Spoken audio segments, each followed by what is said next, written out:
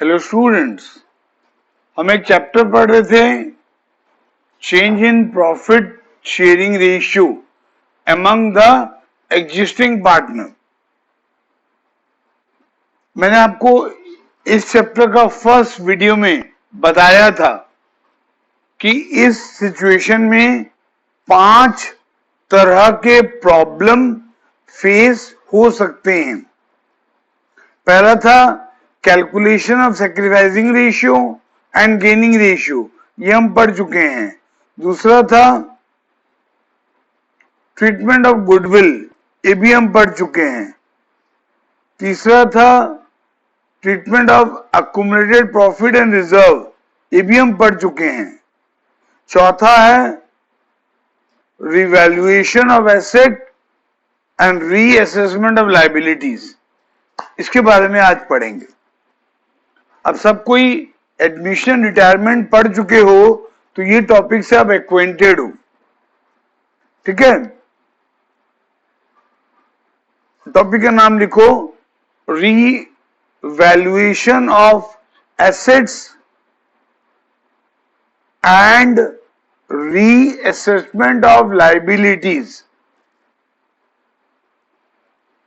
इसका हम लोग 2 केस पढ़ेंगे। जैसे हम प्रीवियस वीडियो में अक्यूमुलेटेड प्रॉफिट का 2 केस पढ़े थे, वैसे इसका भी 2 केस पढ़ेंगे। केस 1, व्हेन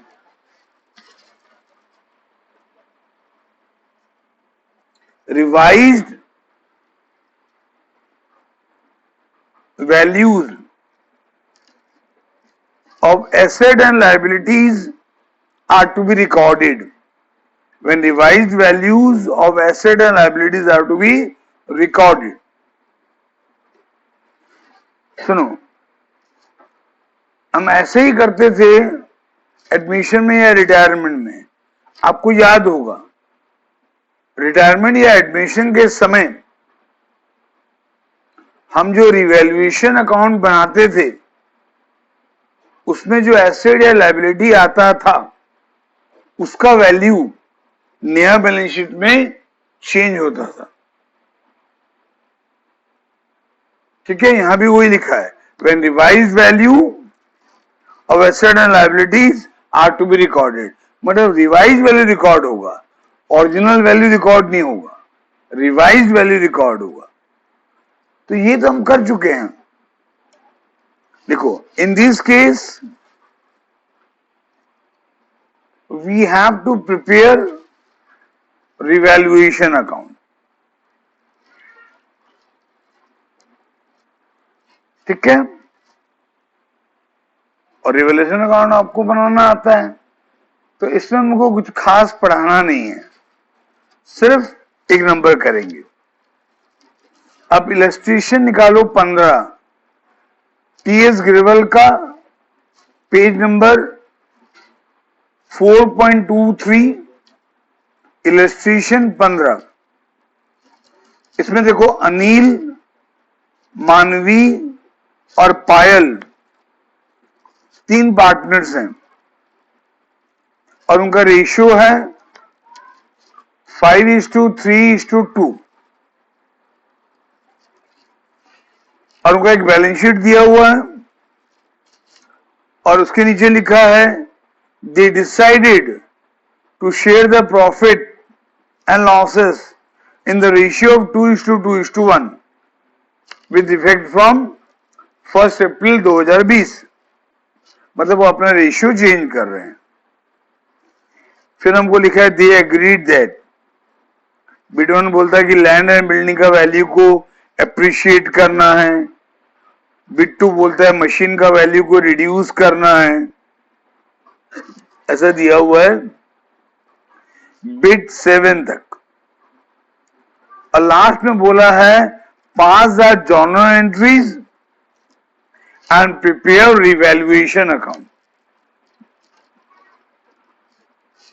हमको एंट्री भी पास करना है और रिवैल्यूएशन अकाउंट भी बनाना है।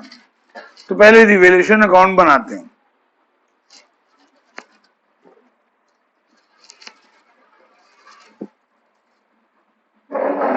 सबको एक रिवैल्यूएशन अकाउंट ड्रॉ करो।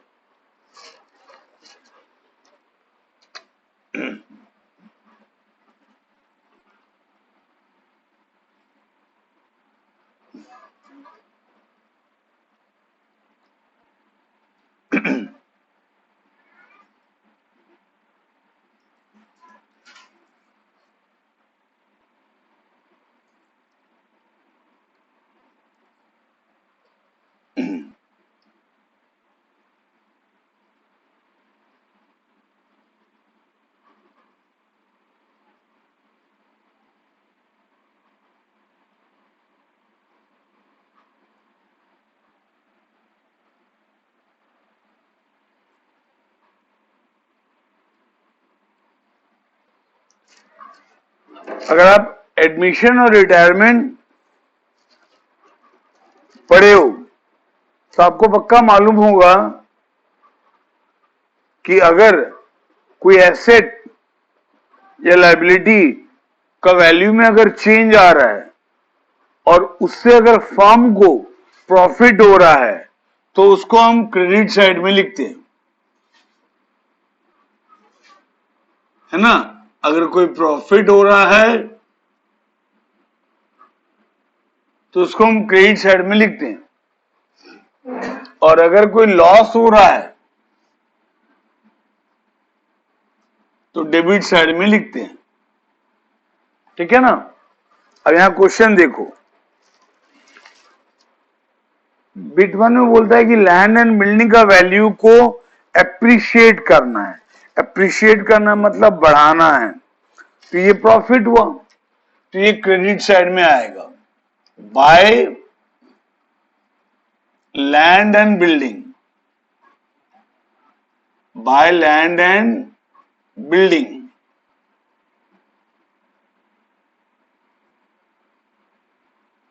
बाय लैंड एंड बिल्डिंग कितना एप्रिशिएट करना है? 10%। और लैंड एंड बिल्डिंग का वैल्यू हमको दिया है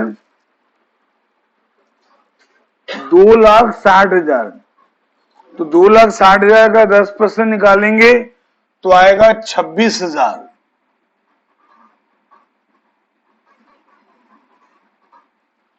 ठीक है। फिर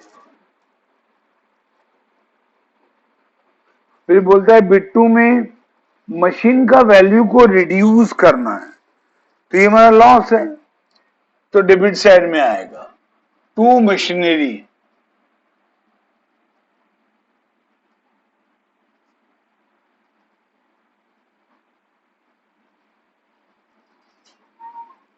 कितना रिड्यूस करना है? 15%। और मशीन का वैल्यू हमको दिया हुआ है 3.5 लाख। 3.5 लाख का अगर 15% निकालोगे तो ये 35,000, 17,500, 50, 52,500 आएगा। 52,500 आएगा। ठीक है। उसके बाद बोलता है कि स्टॉक का वैल्यू को इंक्रीज करना है टू 1 लाख। 1 लाख मतलब 1 लाख तक इंक्रीज करना है। स्टॉक का कितना दिया हुआ है? 90,000, उसको 1 लाख तक बढ़ाना है, तो 10,000 से बढ़ाना है, तो ये प्रॉफिट हुआ बाय स्टॉक।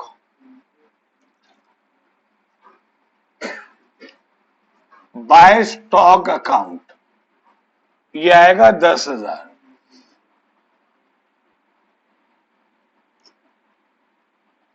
ठीक है ना। फिर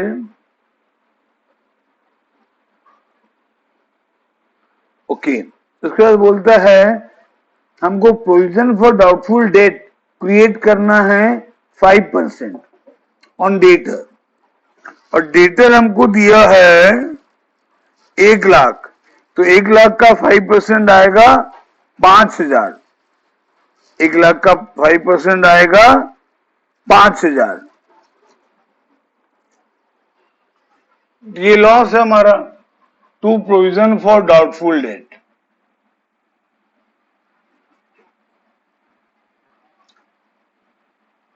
to provision for doubtful date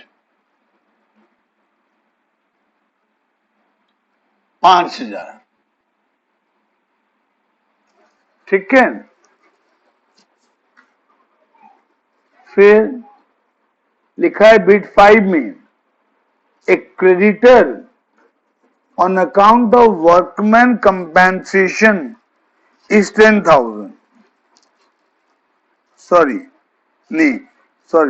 a creditor of 5,000, bit 5 देखो, bit 5 में लिखा है a creditor of 5,000 is not to claim their dues, hence it is to be returned back. मतलब क्रेडिटर 5,000 का हमको लग रहा है वो क्लेम नहीं करेगा, तो इसको राइट ऑफ करने के लिए बोल रहा है। तो ये हमारा प्रॉफिट हुआ ना, क्योंकि इससे हमारा क्रेडिटर घट रहा है, इससे हमारा क्रेडिटर घट रहा है, तो ये debit side, sorry credit side में आएगा। ठीक है। फिर उसके बाद बिट 6 जो है वो तो वर्कमैन कंपेंसेशन से रिलेटेड है, तो वो रिवैल्यूएशन में नहीं आएगा। फिर बिट 7 बोलता है, हाँ एक खर्चा हो रहा है, हमारा जो लैंड एंड बिल्डिंग का वैल्यू बढ़ रहा था ना, उसको सर्टिफाई कराने के लिए हमारा खर्चा हो रहा है 2000 रुपया, तो ये भी एसेट से रिलेटेड है, तो ये भी डेबिट साइड में आएगा। 2 expenses,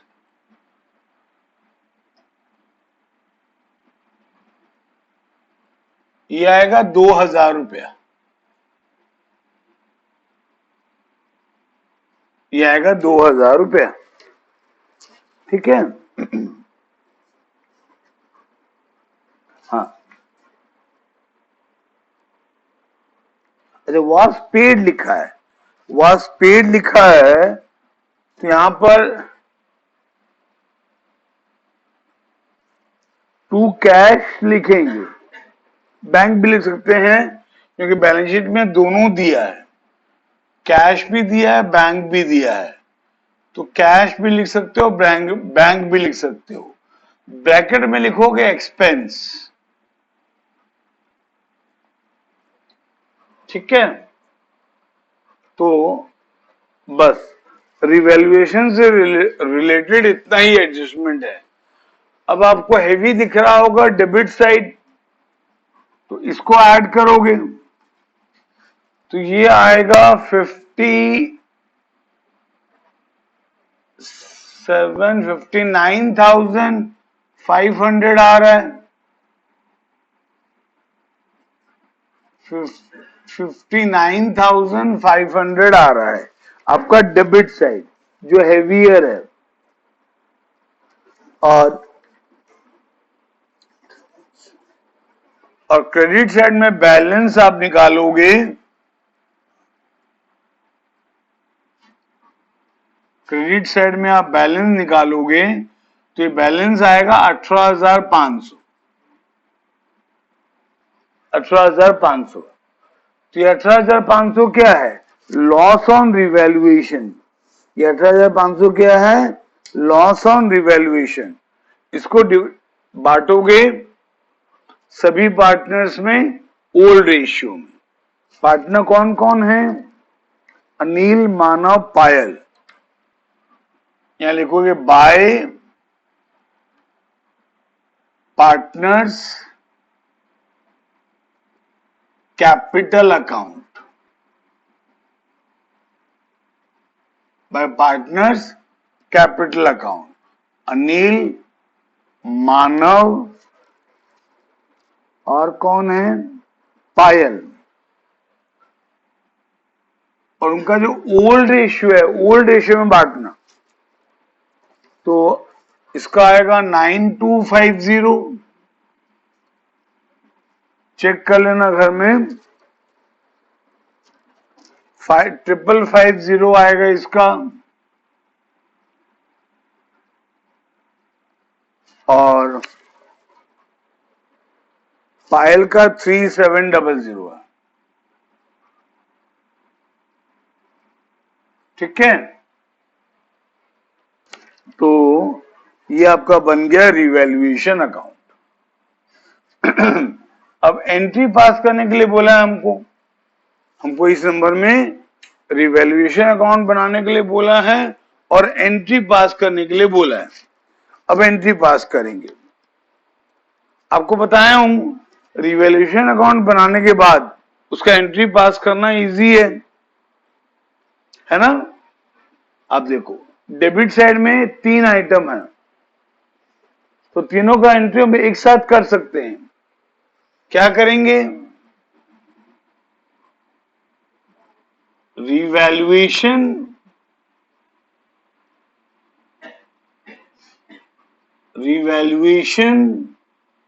account debited, revaluation account debited to machinery account,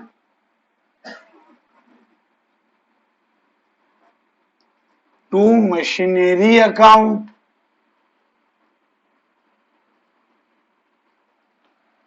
to provision for doubtful debt account,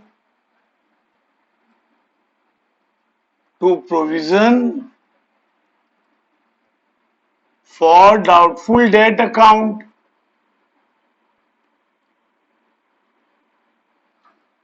to cash account.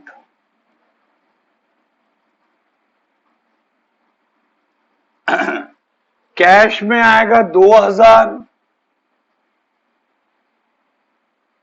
और profit and loss provision for doubtful date में आएगा 5000 और मशीनरी में आएगा 52,500 और इन तीनों का सम आएगा 59,500। तो एंट्री क्या हुआ, ध्यान से सुनो। Revaluation account debited 59,500। अगर आपको व्हाइट बोर्ड क्लियरली विजिबल नहीं है तो मैं जो बोल रहा हूं उसको भी लिखोगे तो लिख सकते हो। Revaluation account debited 59,500 to machinery account 52,500 to provision for doubtful debt account 5,000 to cash account 2,000। ये डेबिट साइड का हो गया। अब क्रेडिट साइड में जो लॉस है उसको छोड़ के बाकी तीनों का एंट्री पहले कर देना। उसका एंट्री क्या होगा, land and building account debited, land and building, land and building account debited, stock account debited, stock account debited, creditor account debited, creditor account debited. Creditor में आएगा 5,000,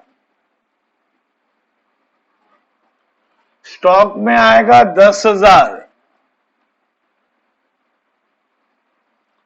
और लैंड एंड बिल्डिंग में आएगा 26,000। ठीक है, to revaluation, to revaluation account. यह आएगा 36 और 5 41,000। ठीक है, समझ में आया बच्चे लोगों ने?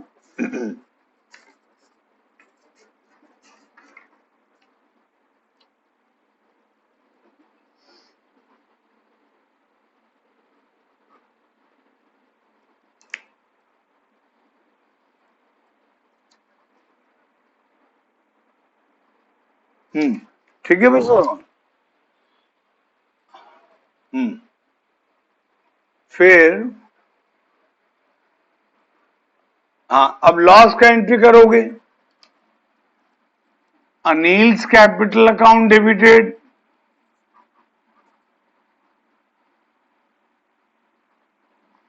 Anil's capital account debited. ये सेकंड है मानवीज कैपिटल अकाउंट डेबिटेड,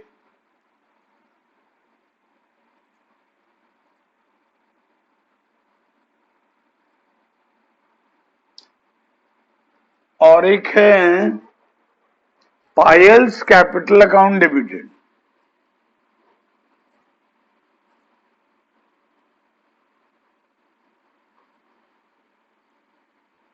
ठीक है, ये आएगा 9 रिवैल्यूएशन।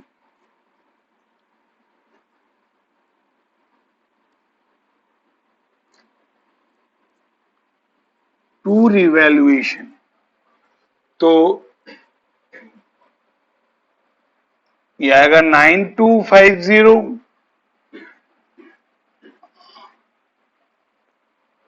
550 550 3700 और टोटल आएगा 18,500। हो गया, ये रिवैल्यूएशन का एंट्री कंप्लीट हुआ।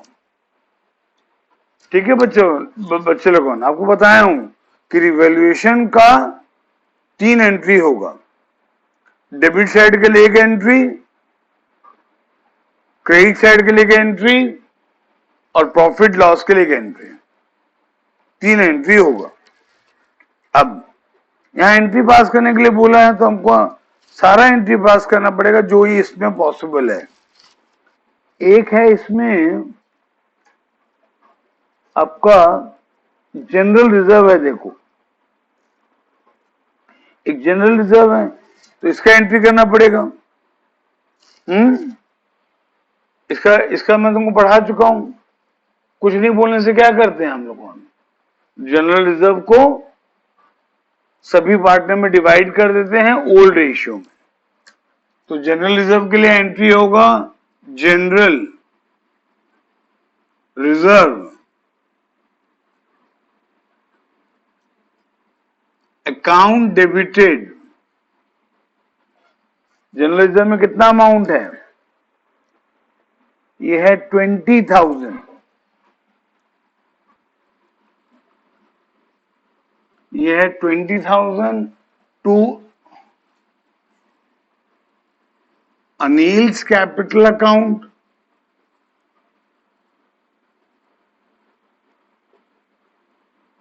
टू मानवीज कैपिटल अकाउंट,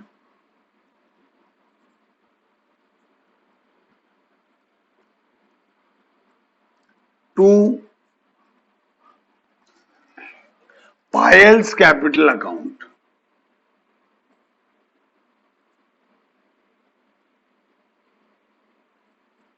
ठीक है, और ये ओल्ड रेशियो में डिवाइड करोगे, वो तो कर लोगे तुम लोगों।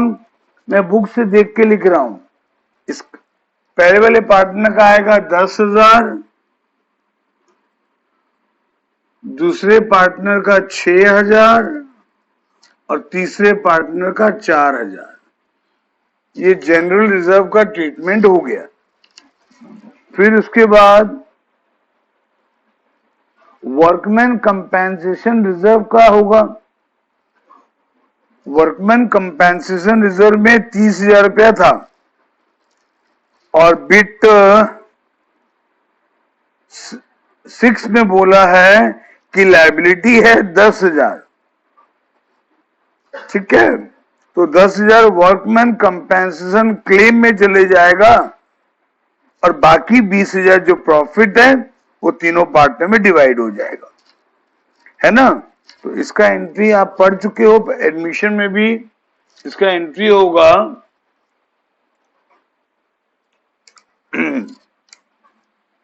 इसका एंट्री होगा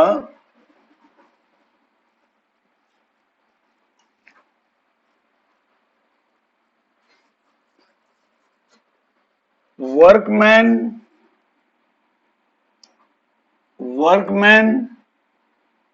compensation reserve, workman compensation reserve account debited 30,000। Workman compensation reserve में 30,000 है। हाँ, तो workman compensation reserve account debit होगा 30,000 से।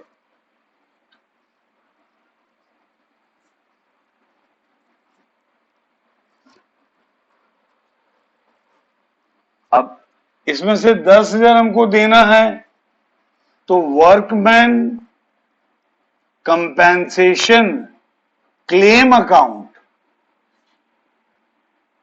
वर्कमैन कंपेंसेशन क्लेम अकाउंट में 10,000 चले जाएगा और बाकी जो 20,000 बचा वो तीनों में डिवाइड हो जाएगा, तीनों पार्टनर में, ओल्ड रेशियो में। ये बाकी 20,000 एक्चुअली में एक्यूमुलेटेड प्रॉफिट है। ये बाकी 20,000 एक्यूमुलेटेड प्रॉफिट है, तो तीनों पार्टनर में डिवाइड हो जाएगा ओल्ड रेशियो में।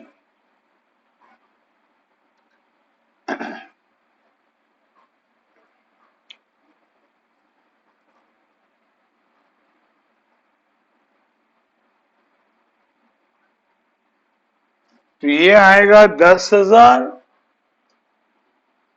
ए को मिलेगा, एम को मिलेगा 6,000 और पी यानी कि पायल को मिलेगा 4,000। मेरे को लगता है इस क्वेश्चन में इतना ही एंट्री होगा, एक बार चेक कर लेते हैं।